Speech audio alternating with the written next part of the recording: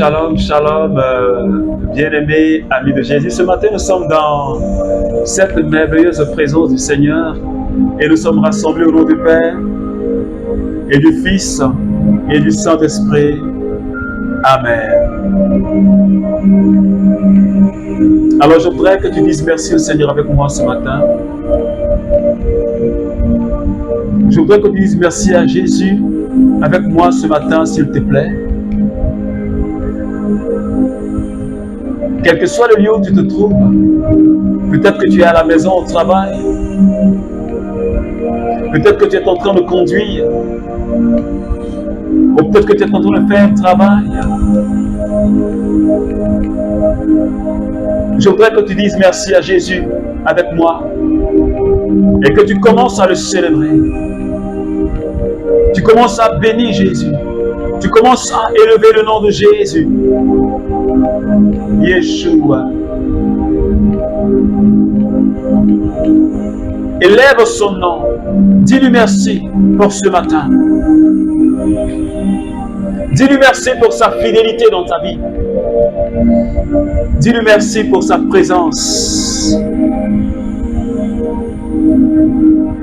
Dis-lui merci pour son amour pour toi. Dis-lui merci parce que il est le Dieu qui te maintient en vie. Et ce matin, tu as une raison valable de dire merci à Jésus. Parce que c'est lui qui nous a donné la respiration. C'est lui qui nous donne la force de parler. Il nous donne la force de prier. C'est lui qui nous a réveillés ce matin. Et j'aimerais que tu lui dises merci, s'il te plaît. Oh, Yeshua. Yeshua. Yeshua. Yeshua. Merci ce matin. Parce que Seigneur, tu m'as réveillé ce matin. Tu m'as fait lever.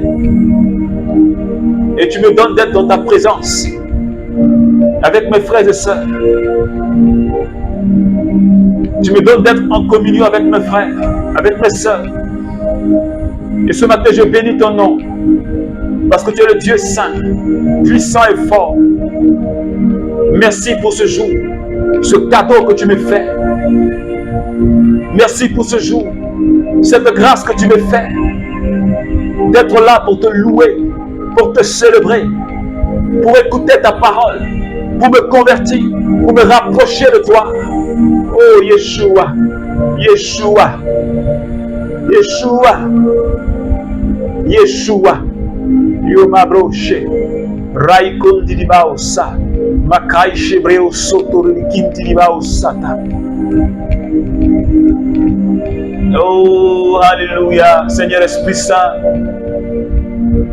je veux bénir ton nom ce matin pour ta présence. Et j'aimerais inviter quelqu'un à commencer déjà à parler au Saint-Esprit. Je voudrais que tu lui parles et que tu dises au Saint-Esprit, j'ai besoin de ta présence.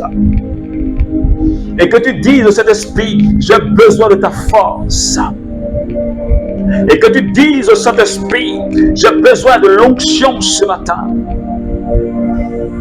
Je voudrais que tu demandes l'onction du Saint-Esprit. Je voudrais que tu demandes l'onction du Saint-Esprit. Et que tu sois rempli de l'onction. Et que nous soyons remplis de l'onction. Et que nous soyons remplis de l'onction. Oh, Alléluia. Saint-Esprit, viens ce matin. Inonde-moi par l'onction. Pour que cette journée, je la vive sous l'onction. Pour que ce matin, je sois sous l'onction. Cette journée, je sois sous l'onction. Et que mon frère soit sous l'onction. Et que ma soeur soit sous l'onction. Et tous les membres du renouveau charismatique. Et que tout soit sous l'onction. Seigneur, tout au long de cette journée. Merci, Saint-Esprit. Merci pour ta présence manifeste ce matin.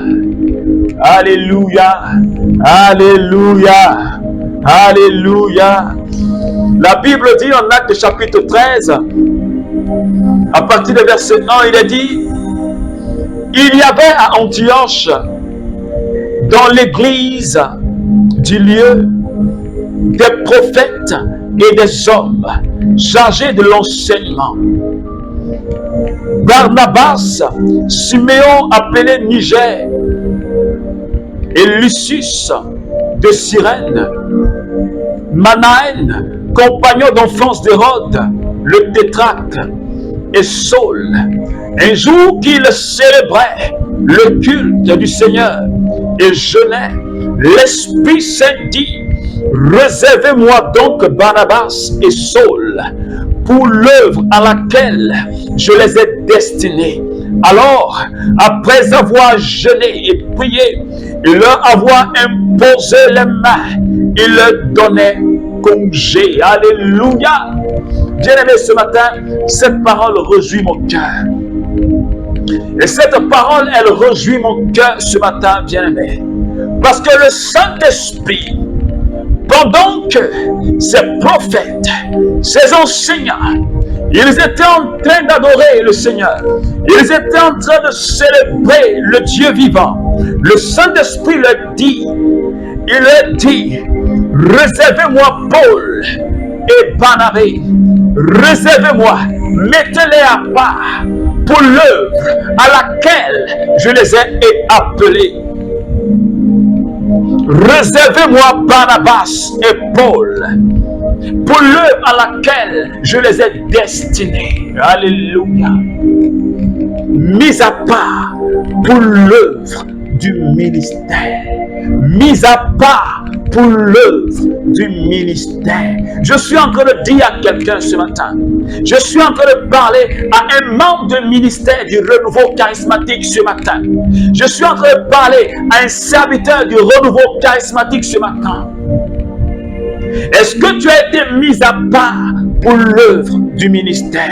Mais avant cela, est-ce que tu sais réellement le ministère dans lequel Dieu t'appelle, l'œuvre à laquelle le Saint-Esprit te destine? Parce qu'aujourd'hui, bien-aimés, il y a beaucoup, nous sommes dans les ministères, mais en réalité, nous ne savons pas l'œuvre à laquelle nous sommes appelés. Le Saint-Esprit nous a rien dit. Nous n'avons pas la révélation de Dieu. C'est à cause de cela qu'aujourd'hui, dans nos ministères, il y a tant de problèmes. C'est pourquoi nous ne sommes pas efficaces dans le ministère. Parce que tu ne sais pas l'œuvre à laquelle le Seigneur t'appelle. Mais comment tu vas te consacrer?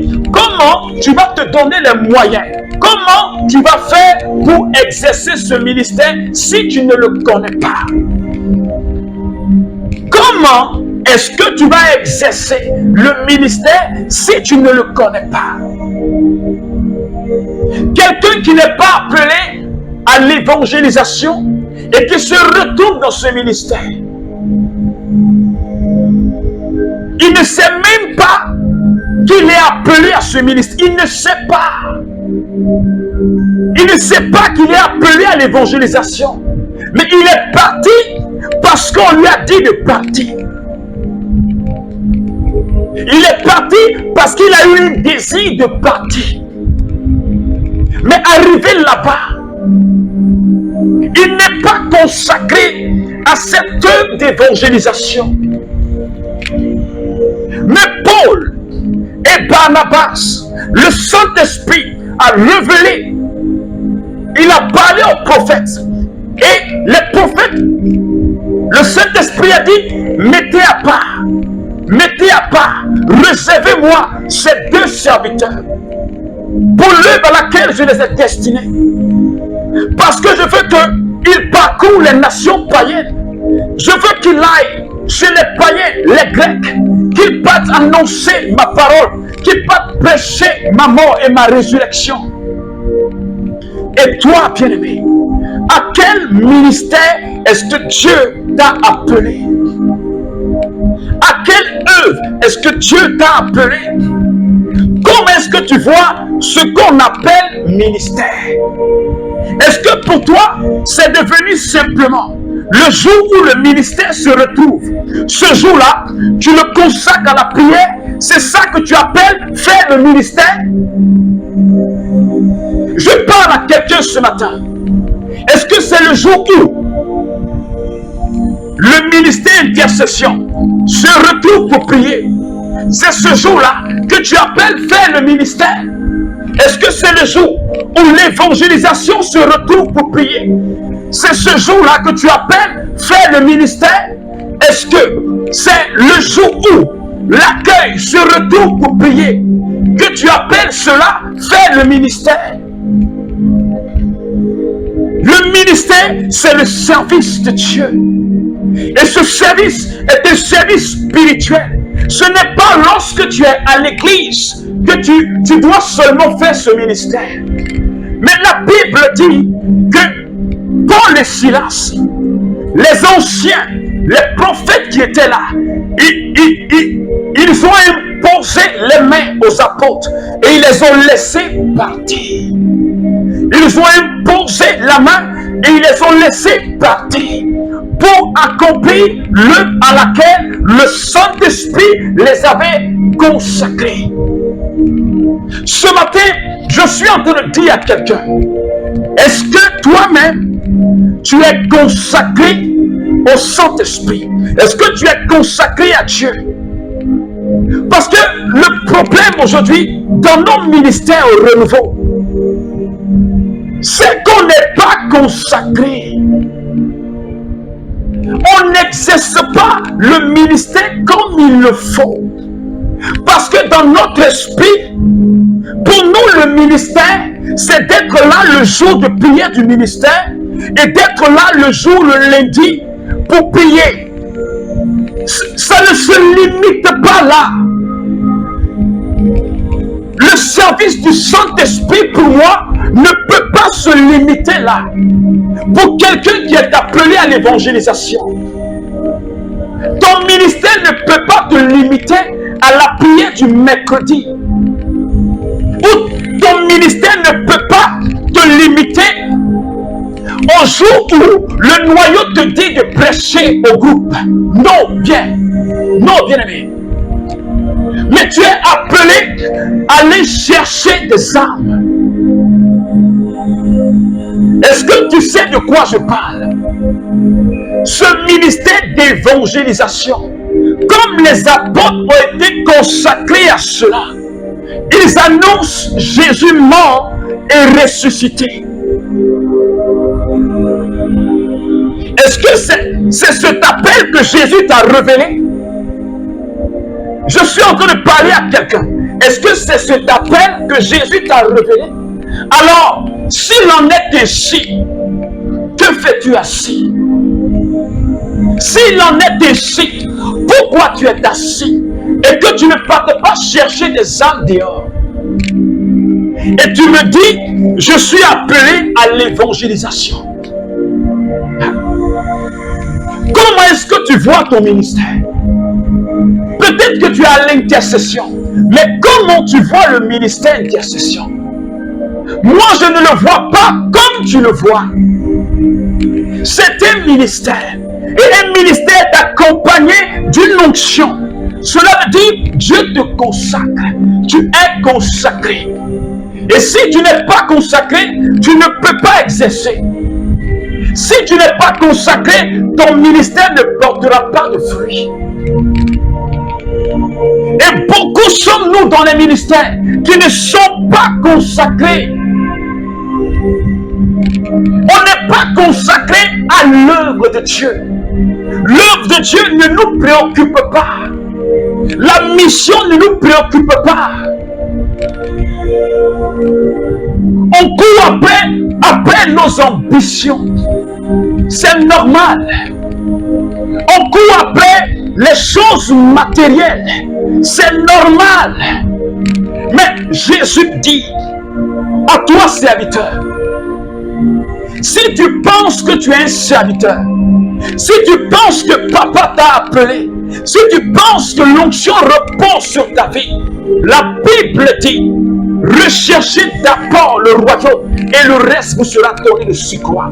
Je parle à un serviteur parce que celui qui a été mandaté par Dieu, il ne demande pas. Parce que Yahvé est son délice. Et ce qu'il désire, Yahvé lui donne. Il ne demande pas. Pendant qu'il fait l'œuvre du ministère, papa s'occupe de lui. Pendant qu'il fait l'œuvre du ministère, pendant qu'il est consacré à l'œuvre, papa s'occupe de lui. C'est pourquoi je parle à un membre du renouveau charismatique qui est dans un ministère. Est-ce que tu es consacré? Est-ce que je suis consacré? Est-ce que nous avons la passion de la mission que Dieu nous a confiée? Est-ce que nous sommes conscients de cela? Parce que souvent, nous jouons tellement avec le ministère. Nous jouons tellement avec l'œuvre de Dieu. Et que parfois, nous prenons cela comme de l'amusement. Nous prenons cela comme de l'amusement. Mais pendant que tu négliges l'œuvre de Dieu, le Saint-Esprit ne s'occupera pas de toi. Tu ne vois pas que tu es en train de tourner en rond. Pourtant, l'appel de Dieu est sur ta vie. Je ne sais pas comment tu vois l'appel de Dieu. Peut-être que ton appel, ce n'est pas limité seulement aux prières du mercredi. Ce n'est pas limité seulement aux prières du lundi. Ce n'est pas limité seulement aux prières de ce jour. Mais est-ce que dans ton travail, est-ce que dans ton entourage, est-ce que de là où tu es, est-ce que tu fais l'œuvre du ministère? Est-ce que tu pries pour le salut des âmes? Est-ce que tu annonces Jésus là où tu es? C'est de ça que je parle. C'est de cela que je parle. Est-ce que de là où tu es, dans l'environnement où tu es, est-ce que tu parles de Jésus? Est-ce que tu fais l'œuvre du ministère dans cet environnement? Parce que la Bible dit qu'après avoir imposé les mains, les apôtres ne sont pas restés dans l'église, mais ils les ont laissés partir. Ils ont imposé les mains et on les laisse partir. Ils ont imposé les mains et on les laisse partir pour aller chercher des âmes, pour aller pêcher des âmes. Jésus a dit, je ferai de vous des pêcheurs d'hommes, de par ton ministère. Peu importe le ministère dans lequel tu es, tu dois pêcher des âmes. Quelqu'un me dit, je suis à l'accueil, mais tu dois pêcher des âmes. Quelqu'un me dit, je suis à l'intercession, mais je dois pêcher des âmes. Je dois gagner des âmes, parce que c'est l'objectif. Le plan de Dieu, c'est de sauver. Et peu importe le ministère dans lequel tu es appelé à ramener des âmes à Jésus. C'est pourquoi ce matin le Seigneur nous parle. Est-ce que tu es consacré? Qu'est-ce qui prend ton temps? Qu'est-ce qui prend ta tête? Qu'est-ce qui prend ton temps? Quand tu regardes dans les 24 heures de ta vie, qu'est-ce qui te préoccupe le plus? Est-ce que c'est l'œuvre de Dieu? Est-ce que c'est les ambitions de Dieu? Est-ce que c'est les intérêts de Dieu? Ou c'est ta propre vie? Qu'est-ce qui prend ta tête? Qu'est-ce qui te préoccupe? Est-ce que c'est le salut des âmes? Ou ta propre vie? Parce que Jésus a dit, celui qui cherche à gagner sa vie, la perdra. Mais celui qui perdra sa vie pour le royaume, il sera. C'est pourquoi, bien aimé, ce matin, le Seigneur est en train de te parler. Il faut que tu te consacres à l'œuvre du ministère. Il faut que tu prennes ton ministère au sérieux pour que le renouveau puisse aller de l'avant. Pour que toi-même tu puisses grandir. Parce que celui qui ne grandit pas dans le ministère, il diminue. Et nous sommes appelés à grandir. Et non pas à stagner. Et non pas à regresser. Un serviteur qui regresse, c'est un danger. Et toi et moi, nous sommes appelés à grandir. Nous sommes appelés à progresser pour la gloire de Dieu, pour le salut des âmes. Est-ce que quelqu'un me comprend ce matin? C'est pourquoi prie le Seigneur avec moi. Shabrao Satan. Rebabakon Torbao Sikiribao Satan. Remabako Shebreo So. Makai Shibreo Sata Babeo. Rebebebebe Shatarabakon Torbo. Rikatarabakai Shibreo Soto Mama. Seigneur, consacre-moi. Seigneur, consacre-moi. Je veux être mis à part pour l'œuvre du ministère. Seigneur, pose ta main sur moi. Pose ta main sur tes enfants que nous sommes. Pose ta main sur les serviteurs du renouveau charismatique. Pose ta main, Seigneur, sur toutes ces personnes qui prient ce matin avec moi. Pose ta main sur ton église. Pose ta main, Seigneur, et consacre, Seigneur. Que s'élève sur ce renouveau, que s'élève dans ce renouveau des serviteurs et des servantes de Dieu, des personnes puissamment ouais. Seigneur, pour aller chercher des âmes, Seigneur, pour conquérir le monde, Seigneur, pour annoncer ta parole, Seigneur, pour changer la vie, Seigneur, des frères et sœurs. Donne-nous d'aller dans un autre niveau d'exercice du ministère, Seigneur. Merci, Papa. Merci, Papa. Merci, Papa. Alors, bien-aimé ami de Jésus, recherche l'intimité avec le Seigneur dans ton ministère.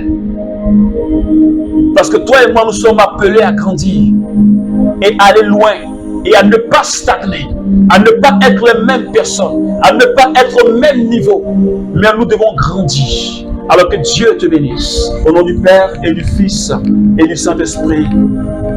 Amen.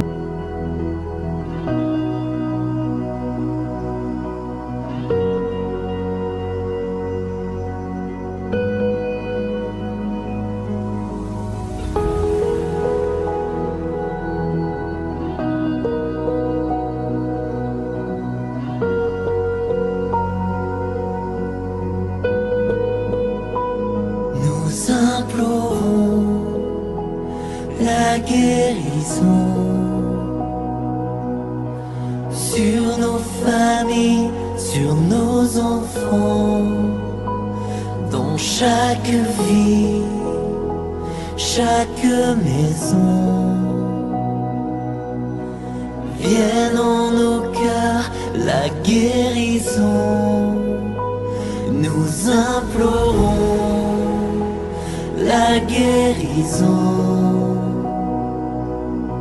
Sur nos familles, sur nos enfants, dans chaque vie, chaque maison.